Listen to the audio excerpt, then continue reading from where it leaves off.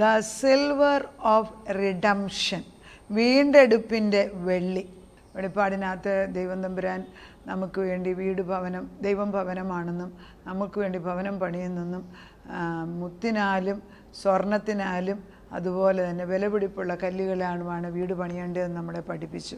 മുത്തിനെക്കുറിച്ചാണ് കഴിഞ്ഞ ദിവസം പറഞ്ഞത്. മുത്തെന്ന് പറയുന്നത് കഷ്ടങ്ങളുടെയും പ്രയാസങ്ങളുടെയും നടുക്ക് നമ്മൾ നിന്ന് ദൈവത്തെ വിളിക്കുമ്പം കർത്താവ് ആ കഷ്ടം മുത്തുകളാക്കി മാറ്റി, എത്ര വലിയ കഷ്ടമുണ്ടോ അത്ര വലിയ മുത്തുകളാക്കി മാറ്റി അനേകർക്ക് കാണത്തക്കവണ്ണം ദൈവം നമ്മുടെ മാറ്റി. എത്രയോ നിരയുള്ള മുത്തുകളിട്ട് മുത്തുമാലയിട്ട് നടക്കുമ്പോൾ നമ്മൾ ഓർക്കണം, കഷ്ടങ്ങളുടെ നടുക്ക് ഏതോ മുത്തുച്ചിപ്പിയിൽ അതിൻ്റെ പ്രയാസത്തിൽ അത് വാർത്തെടുത്തുണ്ടാക്കിയതാണ് ഈ മുത്തുകൾ.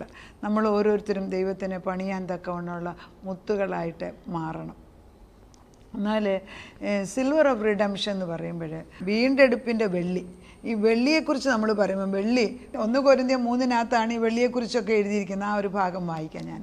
1 കൊരിന്ത്യർ 3:10 തൊട്ട്.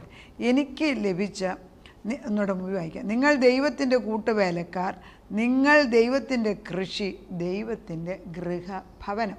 പൗലോസും പറയുന്നു ഭവനം. എല്ലായിടത്തും വേദപുസ്തകത്തിൽ നമ്മൾ ഭവനം, വീടൊക്കെ നമ്മൾ ശ്രദ്ധിച്ച് നോക്കുമ്പം ഒത്തിരി അടുത്ത് ഭവനത്തെക്കുറിച്ച് പറഞ്ഞിട്ടുണ്ട്. ഞങ്ങൾ ദൈവത്തിൻ്റെ കൂട്ടുവേലക്കാർ, അതായത് പൗലോസ് പറഞ്ഞു ഞങ്ങൾ ദൈവത്തിന് വേണ്ടി ജോലി ചെയ്യുന്നവരാണ്. നിങ്ങൾ ദൈവത്തിൻ്റെ കൃഷിയാണ്, ദൈവത്തിൻ്റെ ഗൃഹനിർമ്മാണം. ദൈവം വീടുണ്ടാക്കുന്നവർ നമ്മളാണെന്ന് ആരെങ്കിലും നമ്മളെക്കുറിച്ച് ചിന്തിച്ചു?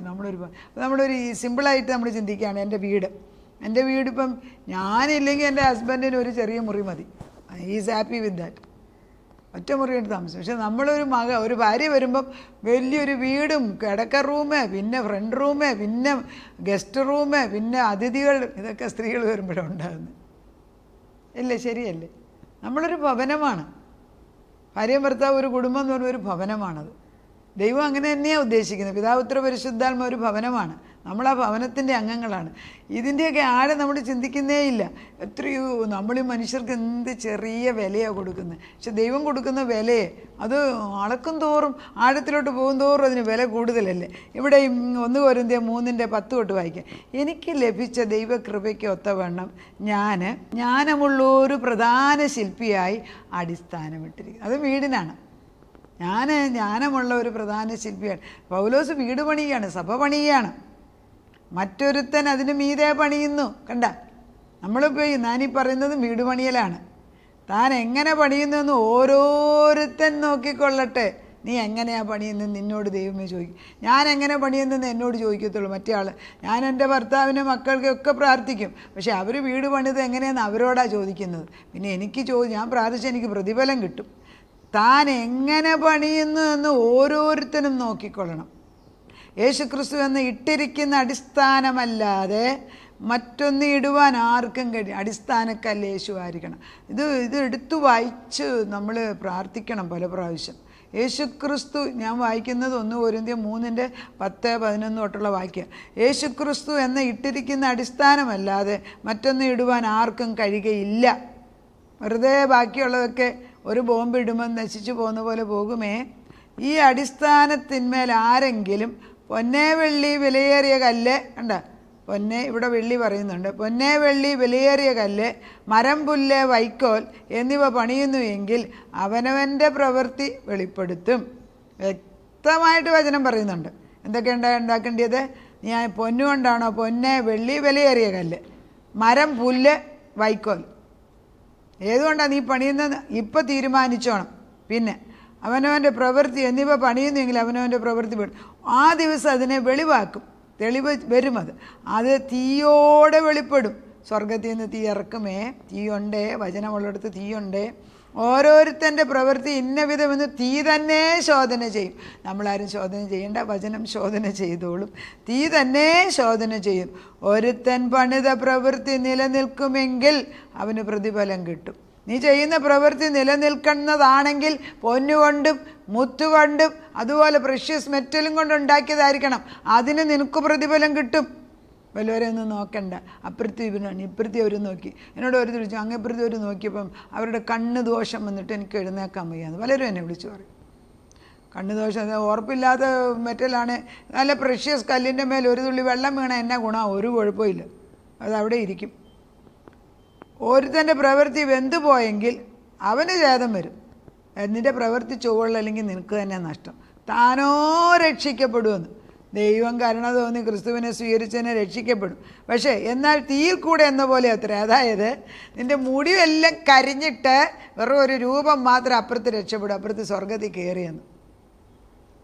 അവിടെയെങ്കിലും ചെല്ലുമ്പോൾ ഒരു റിവാർഡും ഒരു മുത്തും ഒരു ക്രൗണും ഒരു കിരീടവും നിൻ്റെ തലയിൽ കാണൂല. ബാക്കിയുള്ളവരൊക്കെ വാങ്ങിച്ചുകൊണ്ടിരിക്കുമ്പോൾ വെറുതെ സമയം കളയേണ്ട ആരും. പണിയണേ പണിതേ ഒക്കത്തുള്ളൂ. നമുക്ക് പണിയാൻ വേണ്ടി നമുക്ക് നമ്മൾ ഈ മക്കളെ കണ്ടിട്ടില്ലേ, ഈ യോബിൻ്റെ ബുക്കിനകത്ത് വായിക്കുന്നില്ലേ, യോബിൻ്റെ മക്കൾ പിന്നെ ഇടയ്ക്കിടയ്ക്ക് ഒന്നിച്ചുകൂടി ഭക്ഷണം കഴിക്കും, വലിയ ഫീസ്റ്റ് നടത്തും. അത് കഴിഞ്ഞാൽ ഉടനെ യോബ് ഓടിപ്പോവും. എന്തിനാ? അറിഞ്ഞോ അറിയാതെയോ ഇവർ വല്ല പാപം ചെയ്തെങ്കിലും. അപ്പോൾ അദ്ദേഹം എന്താ ചെയ്തത്? നല്ല മെറ്റൽ കൊണ്ട് പണിയാനുള്ള പണികളെല്ലാം ഉണ്ടാക്കുകയായിരുന്നു. പക്ഷെ ദൈവം അവരെയെല്ലാം എടുത്തു കഴിഞ്ഞ് വെച്ച് പിന്നെ രണ്ടാമത് വേറെ മക്കളെ കൊടുത്തായിട്ട് വേദനം വായിക്കുന്നു. കർത്താവിൻ്റെ പരിശുദ്ധാത്മാ നമ്മളോട് സംസാരിക്കുകയാണ്. അതിനോട് അത് കഴിഞ്ഞിട്ടാണ് പറയുന്നത്, നിങ്ങൾ ദൈവത്തിൻ്റെ മന്ദിരമെന്നും ദൈവത്തിൻ്റെ ആത്മാവ് നിങ്ങൾ വസിക്കുന്നുവെന്നും അറിയുന്നില്ലയോ? ദൈവത്തിൻ്റെ മന്ദിരം നശിപ്പിക്കുന്നവനെ ദൈവം നശിപ്പിക്കും. ദൈവത്തിൻ്റെ മന്ദിരം വിശുദ്ധമല്ലോ. നമ്മൾ വിശുദ്ധരാണ്. കർത്താവ് ഈ നമ്മളാകുന്ന മന്ദിരത്തിന് എന്ത് വിലയാണ് കൊടുക്കുന്നത്? ആർക്ക് പറയാനൊക്കെ എനിക്ക് വലിയ ചിലരോ എന്നെ കൊണ്ടൊന്നിനും കഴിവില്ല, ഞാൻ അങ്ങനെയൊന്നും പറയുന്ന വചനാടിസ്ഥാനത്തിലല്ല. ഒത്തിരി വിനയപ്പെട്ട അയ്യോ ഞാൻ അങ്ങനെയാണ്, എനിക്കൊന്നിനും അറിയത്തില്ല. അതൊക്കെ ദൈവത്തിന് വെറുപ്പാന്നേ. അതൊക്കെ നിർത്തണമെന്നേ. എന്തിനാ കഴിവുള്ളൂ? ഏതെങ്കിലും കഴിവില്ലാതെ ദൈവം സൃഷ്ടിച്ചിട്ടുണ്ടോ? അതൊന്നും അന്വേഷിച്ച് കണ്ടുപിടിച്ചിട്ടില്ലല്ലോ. അപ്പം ദൈവം പറയുന്നത് സിൽവർ സ്പീക്സ് ഓഫ് റിഡംഷൻ. വെള്ളി എന്ന് പറയുന്നത് വീണ്ടെടുപ്പിനെയാണ്. 1 പത്രോസ് 1:18-19. അതായത് വീണ്ടെടുപ്പുകാരനായ ദൈവം സിൽവർ കൊണ്ടല്ല വീട് പണിയുന്നെന്നുണ്ട് ഒരു ഭാഗം കൂടെ നമ്മൾ മനസ്സിലാക്കാനുണ്ട്. 1 പത്രോസ് 1:18-10. വ്യർത്ഥവും പിതൃപാരമ്പര്യവുമായിട്ട് നിങ്ങളുടെ നടപ്പിൽ നിങ്ങളെ വീണ്ടെടുത്തിരിക്കുന്നത് പൊന്നെ വെള്ളി മുതലായി അഴിഞ്ഞു പോകുന്ന വസ്തുക്കളെ കൊണ്ടല്ല, ക്രിസ്തു എന്ന നിർദോഷവും നിഷ്കളങ്കമായ കുഞ്ഞാടിൻ്റെ വിലയേറിയ രക്തം കൊണ്ടത്രേ എന്ന് പറയുന്നു. അതായത് കുഞ്ഞാടിൻ്റെ രക്തം കൊണ്ട് വില കൊടുത്ത് വാങ്ങിച്ച നമ്മൾ ദൈവത്തിനു വേണ്ടി പ്രവർത്തിക്കുമ്പോൾ സ്വർഗത്തിൽ അഴിഞ്ഞു പോകാത്തതായ മെറ്റൽ കൊണ്ടും ദൈവത്തിൻ്റെ സ്വർണം കൊണ്ടും പേള് കൊണ്ടും ഒക്കെ സ്വർഗത്തിൽ പണിയും. ഈ ഭൂമിയിൽ പണിയുന്നതിനല്ല പ്രസക്തി. Silver speaks of redemption. യേശുക്രിസ്തുവിനെ പോലും യൂദായ പിന്നെ ഒരു സ്ലേവിൻ്റെ വിലയ്ക്ക് വിറ്റ് കളഞ്ഞു. അതാണ് which is paid in silver. Silver അതായത് വെള്ളിക്കാശിനാണ്. 20 വെള്ളിക്കാശിന് വിൽക്കുകയാണ് ചെയ്ത്. 20-30 അങ്ങനെ വെള്ളിക്കാശിന് വിറ്റ് കൊടുത്തു. അപ്പോൾ സിൽവർ, അത് സിൽവറാണ് അന്ന് ഉപയോഗിച്ചത്. റിഡീം ചെയ്യേണ്ടതിന് ദുഷ്ടതയ്ക്ക് ഉപയോഗിച്ചു. The price of redemption always paid in silver. പഴയ നിയമത്തിൽ ഒരു പാപത്തിലുള്ളവനെ വീണ്ടെടുക്കുന്നതിന് എപ്പോഴും സിൽവർ അല്ലെങ്കിൽ വെള്ളിയാണ് കൊടുത്തുകൊണ്ടിരുന്നത്. ഉൽപ്പത്തി 1:2 വെളിപ്പാട് 21-22 describes the before the fall. അതായത് ഉൽപ്പത്തി 1-2 മനുഷ്യൻ പാപം ചെയ്യുന്നതിന് മുമ്പുള്ള അവസ്ഥ. വെളിപ്പാട് 21-22 പാപം എല്ലാം കഴിഞ്ഞ് കർത്താവ് രക്തത്താൽ റിഡീം ചെയ്ത പരദീസയിലെത്തിയ അനുഭവം. ഇത് രണ്ടും, 1 പാപം ചെയ്യുന്നതിന് മുമ്പുള്ളത്, 2 പാപത്തിൽ നിന്ന് വിമോചിച്ച് ദൈവം നമ്മളെ ദൈവത്തിൻ്റെ മക്കളാക്കിയത്. ഇതിനകത്ത് 2ലും സിൽവർ അല്ല ഉപയോഗിക്കുന്നത്. അപ്പോൾ വെളിപ്പാടിനകത്ത് 21-22 ഈ ദൈവം പരദീസ റെസ്റ്റോർ ചെയ്ത് നമ്മളെ ആക്കിയ സ്റ്റേജാണ് വിളിച്ചു പറയുന്നത്. അപ്പോൾ these 4 chapters are unique in the Bible. They are the only chapters that were outside the fall of humanity. അതായത് ഈ ഉൽപ്പത്തി 1-2 വേദപുസ്തകത്തിൻ്റെ 1-2 ആദ്യത്തേത്, വെളിപ്പാട് അവസാനത്തേത് 21-22 അവസാനത്തെ. ഈ 4 ചാപ്റ്റേഴ്സ് മനുഷ്യൻ പാപം ചെയ്യുന്നതിനും പാപം ചെയ്തതിന് രക്ഷപ്പെടുത്തുകയും പരദീസയുടെ സ്റ്റേജാണ്. അത് അറിഞ്ഞിരിക്കണം. അത് നമ്മൾ അറിയണം. പരദീസ എന്തായിരുന്നു, പരദീസ എന്താണെന്ന് അറിഞ്ഞ് ആ സ്വർഗ സന്തോഷം കണ്ടാൽ ഒരിക്കലും നമ്മൾ ദൈവത്തിനെ കുറ്റം പറയത്തില്ല. എന്തുകൊണ്ടാണ് യുദ്ധം ഉണ്ടാകുന്നത്? മനുഷ്യൻ്റെ സ്വാർത്ഥത കൊണ്ട്. എന്തുകൊണ്ടാണ് ബോംബിടുന്നത്? മനുഷ്യൻ സ്വന്തമായിട്ട് ഞാൻ കഴിയും, ഞാൻ ദൈവമാണെന്ന് കാണിക്കാൻ. എന്തിനാ ബങ്കറിനകത്തിരിക്കുന്നവൻ ഉപദ്രവിക്കുമ്പോൾ അവിടെ പോയി തീ കത്തിച്ച് കളിച്ചു കളയുന്നത്? എന്തിനാ? അവൻ ദുഷ്ടത ചെയ്യുന്നുണ്ട്. So there is no need for redemption. ഈ ഉൽപ്പത്തി 1-2 വെളിപ്പാട് 21-22 സിൽവർ ഉപയോഗിക്കുന്നില്ല. അവിടെ വീണ്ടെടുപ്പിൻ്റെ ആവശ്യമില്ല. അതുകൊണ്ട് വീണ്ടെടുപ്പിൻ്റെ ആവശ്യമുള്ളിടത്ത് മാത്രമേ ഒരു സ്ലേവിനെ വാങ്ങാൻ നേരത്തെ, യേശുവിനെ വിൽക്കാൻ നേരത്തെ ഒക്കെ സിൽവറാണ് ഉപയോഗിച്ചത്. വെള്ളിക്കാശ് കൊണ്ടുപോയി. യൂദ വെള്ളിക്കാശ് വലിച്ചെറിഞ്ഞു എന്ന് പറയുന്നു. വെള്ളിക്കാശുണ്ട്. God's house built by people who are willing to eat from the tree of life and drink from the river that flows from here. അതായത് ദൈവം വസിക്കുന്ന ഭവനങ്ങൾ ദൈവത്തിൻ്റെ ജീവനദി ഒഴുകുന്നതിൻ്റെ അടുക്കലായിരിക്കണം. എന്നിട്ട് അത് നമ്മളെക്കൊണ്ടാണ് ഉണ്ടാക്കുന്നതെന്ന്. അതുപോലെ തന്നെയാണ് പ്രഷ്യസ് സ്റ്റോൺസിനെ കുറിച്ചും പറയുമ്പോൾ, ഈ പ്രഷ്യസ് സ്റ്റോൺസ്, ഡയമണ്ട് അല്ലെങ്കിൽ മരതകം, ഓരോ പീതാംബരം, ഇതൊക്കെ പറയുമ്പോൾ ഇതെല്ലാം അണ്ടർ പ്രഷറിൽ ഭൂമിയിൽ അടിയിൽ കിടന്നിട്ട് അതിൻ്റെ പ്രഷർ കൂടുമ്പം ഇവൻ കറുത്ത കൽക്കരി പോലും ഡയമണ്ടായി മാറുകയാണ്. അപ്പോൾ ആ പ്രഷറും ഉണ്ട്. അപ്പോൾ നമ്മുടെ ജീവിതത്തിൽ ഭാരവും പ്രയാസം വന്നിട്ട് ഞെരുങ്ങുന്നവരോട് ഞാൻ പറയുക, ദൈവം നിങ്ങളെ വജ്രങ്ങളാക്കി ഉണ്ടാക്കിക്കൊണ്ടിരിക്കുക. ഇട്ട് ചോടരുതേ, അവിടെ നിൽക്കുക, ഉറച്ച് നിൽക്കുക. ഈ കഷ്ടം മാറും. നിങ്ങളെയൊക്കെ വെളിപ്പാടിനകത്ത് 1-ാം അധ്യായത്തിൽ പറയുന്നിട്ടുണ്ട്, ഞാൻ ഈ പുസ്തകം വായിക്കുന്നവർ ഭാഗ്യവാന്മാർ. വേറൊരു അധ്യായത്തിൽ പറയുന്നുണ്ട്, നിങ്ങൾ ഈ കഷ്ടമെല്ലാം സഹിച്ച് നിൽക്കാമെങ്കിൽ ഞാൻ നിങ്ങളെ നടുന്തൂണാക്കി മാറ്റും.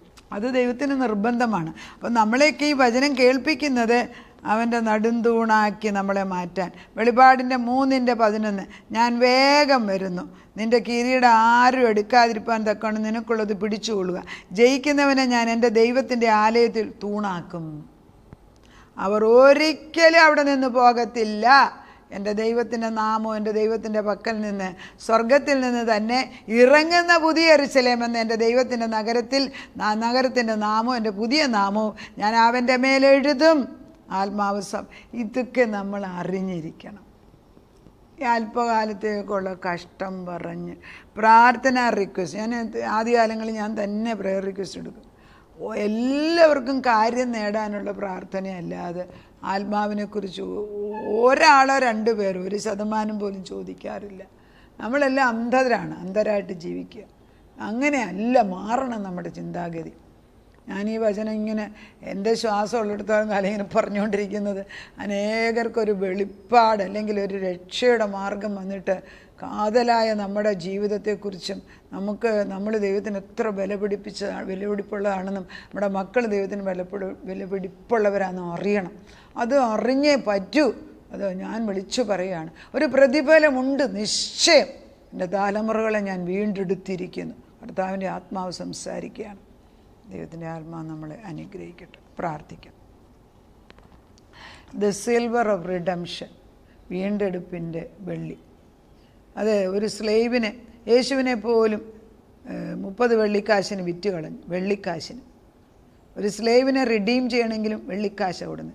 എന്നാൽ ഉൽപ്പത്തി 1-2 വെളിപ്പാടിൻ്റെ 21-22 വെള്ളിയില്ല. അവിടെ ഒന്നും വീണ്ടെടുപ്പ്. അത് പാപം ചെയ്യാത്ത സ്റ്റേജാണ്. അത് പാപമില്ലാത്ത അവസ്ഥ. ആ അവസ്ഥയിലേക്ക് ഞങ്ങൾ ആഗ്രഹിക്കുക. അതുകൊണ്ട് ഞങ്ങൾ അവിടെ നിന്ന് വീട് പണിയാനായിട്ട് ഞങ്ങളെ പുതുസൃഷ്ടികളാക്കിയതിന് സ്തോത്രം. ജഡശക്തി ഉണ്ടെങ്കിലും കർത്താവേ, ആത്മാവിൻ്റെ ദാഹം തന്ന് വചനം പറയാനും വചനം പറയുമ്പോൾ അതിൻ്റെ നിഗൂഢ സത്യങ്ങളെ പറഞ്ഞ് മനസ്സിലാക്കിയിട്ട് അത്ര മനോഹരമായ ഒരു വീട് ഈ ഭൂമിയിൽ ഉണ്ടാക്കുകയാണെങ്കിൽ ഞങ്ങൾ ദിനംപ്രതി അത് പോയി നോക്കത്തില്ലേ, അത് എത്രയുമായി, എവിടം വരെയായി. അങ്ങനെയാണെങ്കിൽ സ്വർഗത്തിൽ ഇടയ്ക്കിടയ്ക്ക് കയറി വന്ന് എൻ്റെ വീടിൻ്റെ പണി എത്രയും വരെയായെന്ന് എന്നോട് തന്നെ ചോദിക്കുക. എവിടം വരെയായി, ഇനിയും പണിയാനുണ്ടോ, ഒത്തിരി ഉണ്ടോ, കുറച്ചേ ഉള്ളോ, അതൊന്നും ആയിട്ടില്ലേ, കുറച്ചും കൂടെ പണിയാനുള്ള കൃപത കൂടെ സഹായിക്കാൻ കൂട്ടുകാരെത്താ. ഞങ്ങളെ സഹായിക്കുമ്പോൾ അവരുടെ വീടും കൂടെ പണിയുമല്ലോ. ഞങ്ങൾ അന്യോന്യം പണിത് സഹായിക്കുക. അപ്പച്ച ഒരാൾ വേറൊരാളുടെ ചുമടെടുത്ത് എല്ലാവരും കൂടെ വീട് പണിത് തീരട്ടെ, മനോഹരമായ വീട് പണിയട്ടെ. അത് കണ്ടിട്ട് അടുത്ത തലമുറ ഓടിക്കയറി വരട്ടെ അപ്പച്ച. അങ്ങനെ തന്നെ അവിടെ നിന്ന് ചെയ്യുന്നതിന് സ്തോത്രം. പ്രാർത്ഥനയായിട്ട് ഉത്തരം തന്ന ദൈവത്തിന് സ്തോത്രം. യേശു ക്രിസ്തുവിൻ്റെ പൊന്നുനാമത്തിൽ തന്നെ ആമേൻ.